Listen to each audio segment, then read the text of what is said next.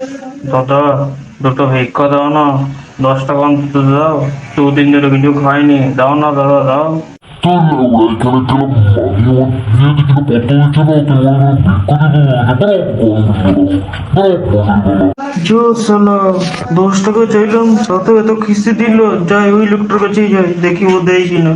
বাবার বালে তে ঘুমরু কথা বলতে গেলে রোজ নকমকে সায়া তোলে আচ্ছা করে জোর বড় কিরিং কিরিং বড় কিরিং কিরিং ও সালা প্রকৃতির হাওয়াটাই আলাদা একদম পুরো একদম ফান্টু। ওহ কি লাগছে, একটা সাথে যদি মেয়ে থাকতো তাহলে আরো পুরো জমে ক্ষীর হয়ে যেত।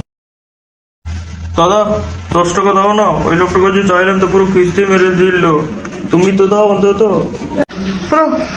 ওরা এখানে ভিক্ষা জোদাতে এসেছে, এখানে সালা এখানে পুরো মেয়ে পাত্তা দেয় না। আমরা না একটা গল্পের পড়তে বললাম তো এখানে সালা 10 টাকা চেয়েছে, এমনিতে সালা পকেট ফুটো বিড়ি কেনার পয়সা নাই। বেরো ওখানে গিয়েছিল, বেরো।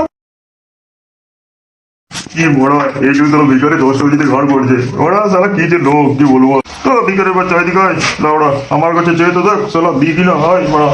হ্যাঁ, আসছি আসছি, দাঁড়ো।